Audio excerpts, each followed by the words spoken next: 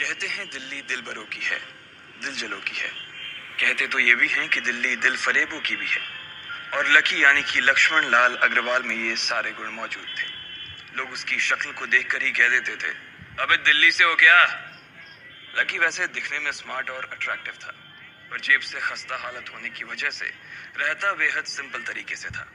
Shirt का रंग उड़ा हुआ और पैंट से पैबंद जुड़ा हुआ।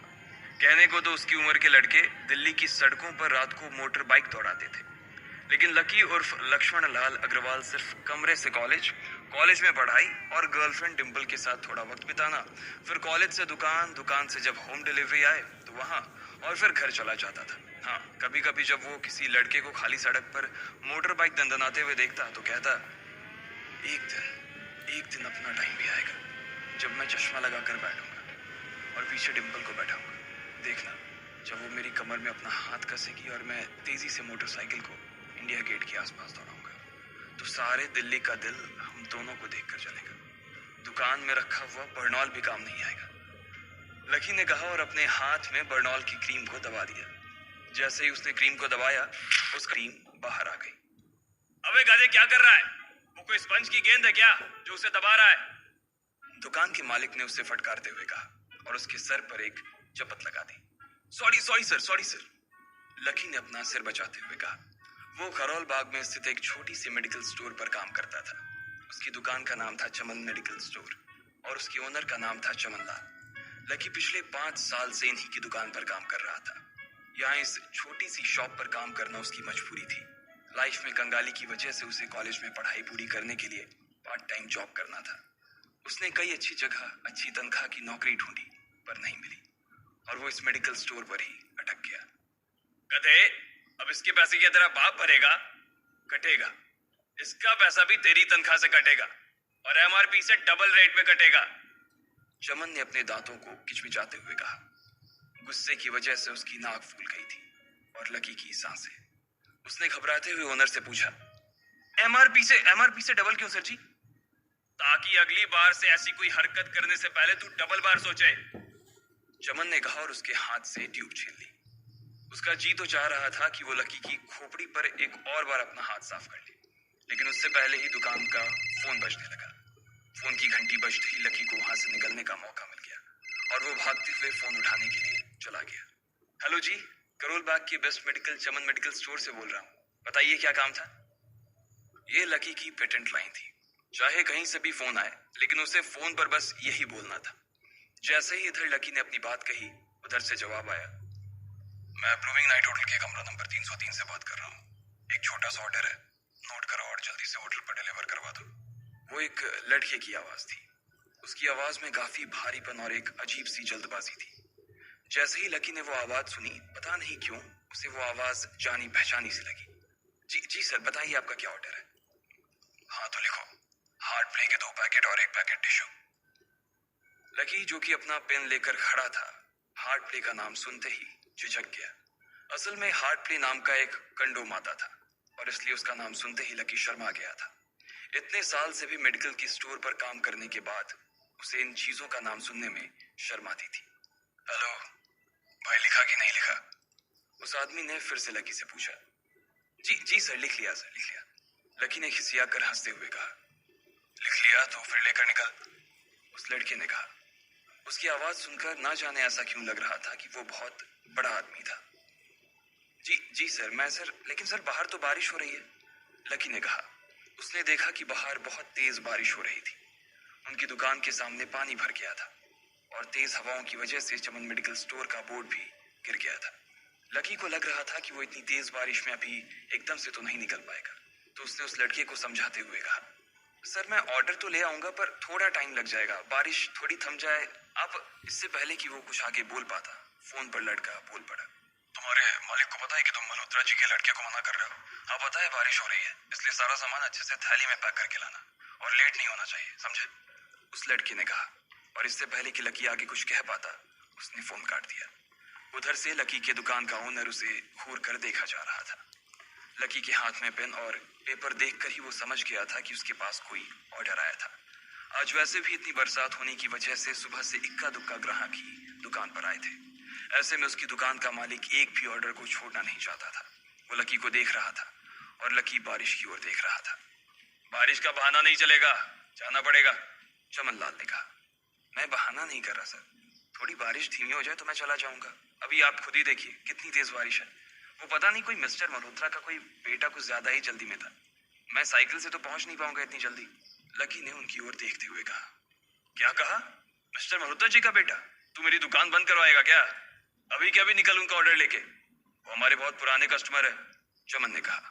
पर लकी ने कहा ही था कि चमन बोला। वर कुछ नहीं, तू मेरी मोटरसाइकिल ले जा, उसने गुस्से में कहा। अरे सर जी, 200 के ऑर्डर में मुश्किल से 40 रुपए बचेंगे। इससे 3 गुने का तो पेट्रोल ही लग जाएगा, और अगर गाड़ी रास्ते में बंद हो गई तो अलग से खर्चा, लकी ने समझाते हुए कहा। वो जानता था कि उसका मालिक इन सब बातों पर ध्यान नहीं देने वाला। चमन लाल बोला। कोई बात नहीं, तू जा, चाहे जो हो जाए ग्राहक नाराज नहीं होना चाहिए, और वैसे भी वो मल्होत्रा जी का बेटा है। चमन लाल ने मोटरसाइकिल की चाबी लकी की ओर उछालते हुए कहा। लकी ने चाबी ली।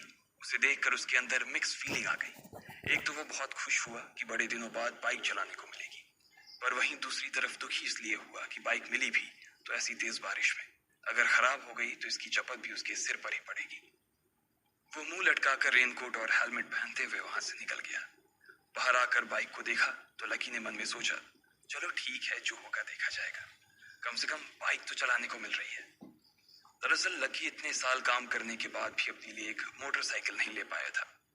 लकी की तनख्वाह ही इतनी भर थी कि सिर्फ उसके कमरे का किराया, उसकी साइकिल में डालने वाली हवा का खर्च, बिजली पानी का बिल और डिम्पल के साथ महीने में 1-2 बार बाहर खाने का खर्चा ही निकल पाता था।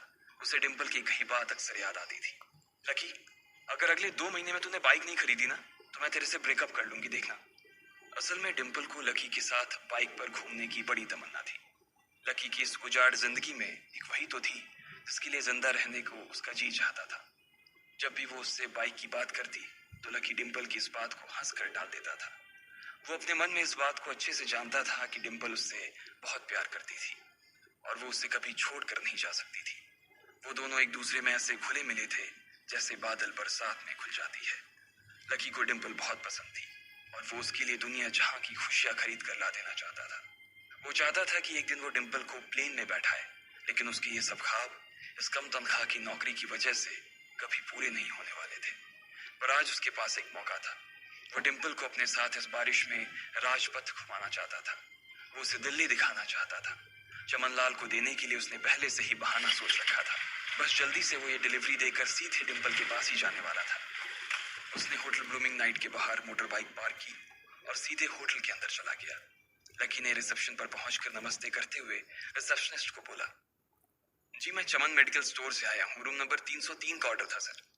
रिसेप्शन पर खड़ा आदमी उसके हाथ में काली थैली को देखकर समझ गया था कि उसमें क्या था, और वो मंद ही मंद मुस्कुराते हुए बोला, 3rd फ्लोर पर है, लिफ्ट से चले जाओ, रेनकोट यहीं उतार देना। जैसा उस आदमी ने कहा, लकी ने ठीक वैसा ही किया और लिफ्ट में चढ़ने के कुछ ही देर बाद वो 3रे माले पर पहुंच गया था। वो रूम नंबर 303 के बाहर पहुंचा और उसने डोरबेल बजाई। जैसे ही दरवाजा खुला, लकी ने थैली आगे बढ़ाते हुए कहा, नमस्ते, मैं चमन मेडिकल स्टोर से लकी, ये आपका। इससे पहले कि लकी आगे कुछ कह पाता, उसकी आंखें फटी की फटी रह गई थी। उसने अपने सामने जो देखा, उसके बाद उसे ऐसा लगा कि बंद छत के नीचे भी उसके ऊपर आसमान से आकर एक जोरदार बिजली गिर गई थी। उसके सामने एक लड़की खड़ी थी। वो लड़की और कोई नहीं बल्कि उसकी गर्लफ्रेंड डिम्पल ही थी। उसने एक पर्पल कलर का नाइट गाउन पहन रखा था। उसके काले घने बाल गीले थे और उसने उन्हें अपने कंधे पर फैला रखा था। उसकी खुशबू से ही ये चीज साफ पता चल रही थी कि वो अभी अभी नहा कर आई थी। डिम्पल, तुम यहाँ क्या कर रही हो? लकी को अपनी आंखों पर विश्वास ही नहीं हो रहा था। उसने 2 बार अपनी पलकें झपका कर देखा, लेकिन दोनों बार ही उसे अपने सामने डिम्पल ही नजर आई। तुम यहाँ क्या मेरा पीछा करते हुए आए हो लकी? डिम्पल ने उल्टा उसी के ऊपर पलटवार करते हुए कहा। लकी को देखकर उसके दिल की धड़कन भी तेज हो गई थी। उसे उम्मीद नहीं थी कि लकी यहाँ आ जाएगा। उसने ना तो सुबह से उसे फोन किया था और ना ही उसके मैसेज का कोई जवाब दिया था। वो अपने मन में सोचकर बैठी थी कि वो अगले दिन खुद ही उससे मिलकर बोल देगी कि उसकी तबीयत खराब थी। डिम्पल बेबी, क्या हो गया? किससे बात कर रही हो? अचानक से एक गबरू जवान सा लड़का दरवाजे के पास आकर खड़ा हो गया था। उसने बनियान पहन रखी थी। लकी उसे पहचान गया था। साले राहुल के बच्चे, तेरी हिम्मत कैसे हुई मेरी डिम्पल को हाथ लगाने की? लकी ने जैसे ही राहुल को देखा, उसके तन बदन में मानो आग सी लग गई थी। वो उसे इस वक्त इतना बुरा मारना चाहता था, इतना बुरा पीटना चाहता था, जिसकी कोई हद सीमा नहीं थी। लकी जिस कॉलेज में पढ़ता था, राहुल और डिम्पल भी उसी में पढ़ते थे, और वो कॉलेज राहुल के फादर का ही था। डिम्पल ने राहुल के पिता की एक कंपनी में जॉब पकड़ ली थी, और राहुल उस पर बहुत लाइन मारता था। लकी ने एक दो बार डिम्पल को उससे दूर रहने के लिए भी कहा, लेकिन डिम्पल ने उसे ये कहकर डाल दिया था कि वो सिर्फ अच्छे दोस्त थे। आज भी इससे पहले कि वो आगे बढ़ता, डिम्पल उन दोनों के बीच आ गई। रुक जाओ, डिम्पल ने गुस्से में कहा, और लकी के सीने पर हाथ रखकर उसे रोक दिया। लकी लंबी सांसें ले रहा था, और कुछ ही सांसों के बाद उसका गुस्सा शांत हो गया। अब डिम्पल के पास भी छुपाने के लिए कुछ नहीं था, इसलिए उसने लकी से कहा, लकी, आज से तुम्हारा और मेरा ब्रेकअप। ब्रेकअप? लकी के पैरों के नीचे से जमीन खिसक गई थी। उसकी आंखें नम हो गई। लकी को उसकी बातों पर विश्वास नहीं हो रहा था। उसने डिम्पल की ओर देखा और बोला, डिम्पल, हम पिछले 1 साल से एक दूसरे के साथ हैं, और तुम हो कि मुझसे ब्रेकअप करना चाहती हो? अरे मैं तो तुम्हारे लिए नई बाइक लेने वाला था। चल रहने दे, आज ही याद आई है तुझे बाइक की। अरे तेरे पास मुझे बाहर घुमाने के लिए, खिलाने पिलाने के लिए पैसे तो है नहीं। तू कहाँ से लेगा बाइक? और अगर ले भी लेगा तो उसमें पेट्रोल कहाँ से डलवाएगा? तेरी 8,000 रुपए महीने की नौकरी, उसमें होगा ये सब? लोग हंसते हैं मेरे ऊपर जब मैं सरोजनी में तेरे साथ घूमती हूँ। मैं ऐसी लाइफ नहीं जीना चाहती लकी। मैं तेरी तरह गरीब नहीं रहना चाहती। तूने मुझे फंसाया था, उल्लू बनाया था तूने मुझे, इसलिए मैंने राहुल से मैचअप कर लिया है। आज से यही मेरा बॉयफ्रेंड है, डिम्पल ने गुस्से में कहा। अच्छा, तो बेबी ये है तुम्हारा वो बेकार सा एक्स बॉयफ्रेंड? राहुल ने पूछा और डिम्पल के बगल में आकर खड़ा हो गया। फिर उसने लकी के हाथ से थैली उठाई और उसमें से हार्ट प्ले का पैकेट निकालकर उसे चिढ़ाने के लिए उसे हवा में लहराने लगा।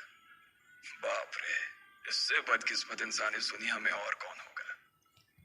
राहुल ने उसकी टांग खींचते हुए कहा। लकी के पास उसकी बात का कोई जवाब नहीं था। उसने गुस्से से डिम्पल की ओर देखा और अपनी हाथों की मुट्ठी भींच ली। फिर वो वहां से निकल गया। अबे पैसे तो ले जा, सब कुछ फ्री में देता जाएगा क्या? राहुल ने जोर से ठहाके लगाते हुए कहा, लेकिन लकी बिना उसकी बात सुनते ही निकल गया। उसके दिमाग में डिम्पल के कहे शब्द गूंज रहे थे। उसने कभी सपने में नहीं सोचा था कि डिम्पल उसके साथ कुछ ऐसा भी कर सकती थी। जिस इंसान के लिए वो इतना कुछ करना चाह रहा था, उसे उसकी कोई कदर ही नहीं थी। लकी इतना हताश हो गया था कि बुरी तरह से रोने लगा। इस बार वो लिफ्ट से नहीं बल्कि सीढ़ियों से नीचे उतरा, और एक सीढ़ी उतरने के साथ उसके आंसू आंखों से छलकते जा रहे थे।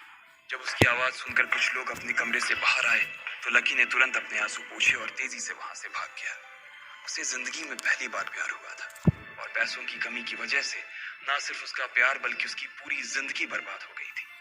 लकी जैसे ही बाहर आया तो उसने देखा कि बाहर अंधेरा हो गया था। आसमान में तेज बिजली कड़की और बारिश जो थमी थी एकाएक फिर से झमाझम बरसने लगी। ये देख लकी के थमे हुए आंसू एक बार फिर से छलक गए। उसका दिल बुरी तरह से डूब चुका था, लेकिन उसे इस बात की खुशी भी हो रही थी। आखिर आज उसे डिम्पल का असली चेहरा नजर आ गया था। वो तो उसके साथ घर बसाने की सोच रहा था, लेकिन अच्छा हुआ कि उसने पहले ही उसका घर बर्बाद होने से बचा लिया। लकी को दुख तो बहुत हो रहा था, पर उसे यह भी लग रहा था कि उसे आगे चलकर यही दुख उसे खुशी देने वाला था। लेकिन एक चीज थी जो लकी को परेशान कर रही थी, वो थी उसकी माली हालत। उसकी जेब इतनी तंग थी कि उसे फटी हुई जेब की पैंट पहनकर घूमना पड़ता था। कभी कभी तो लकी सिर्फ रोटी खाकर दिन काट लेता था। वो कब से कोशिश कर रहा था कि कोई अच्छा काम पकड़ सके, लेकिन उसे कोई काम देने को राजी नहीं था। उसने टूटे हुए दिल को दिलासा देते हुए मन में सोचा कि डिम्पल पर खर्च होने वाले पैसे बच जाने से शायद उसके हालत सुधर जाएंगे, पर फिर भी वो रातों रात रईस नहीं हो जाने वाला था। उसने ऊपर आसमान की ओर देखा और जोर से चिल्लाया, अगर इतना ही अनलकी बनाना था तो फिर नाम लकी क्यों रखा भगवान? वो जितनी जोर से चिल्ला सकता था उतनी जोर से चिल्लाया। उसकी आवाज से आसपास खड़े लोग एक बार तो डर गए थे। लकी ऊपर ही देख रहा था और उसके आंसू बारिश के पानी के साथ मिल गए थे। जैसे ही वो फूट कर रोने को था, तभी उसके फोन पर एक मैसेज आया। जैसे ही लकी ने अपना फोन निकालकर उस मैसेज को पढ़ना शुरू किया, उसकी तो आंखें ही चमक गई। अचानक उसके आंसू हंसी में बदल गए और वो जोर जोर से वहीं सड़क पर नाचने लगा। उस मैसेज में लिखा था, परिवार की रिसर्च और परिवार के निर्णय के हिसाब से अग्रवाल परिवार का वारिस लक्ष्मण लाल अग्रवाल उर्फ लकी ने गरीबी अभ्यास की परीक्षा को पास कर लिया है, और आज से ही वो उस जमीन और उस जायदाद का मालिक हो जाएगा जो परिवार ने उसके नाम कर रखी थी। ये कैसा मैसेज था?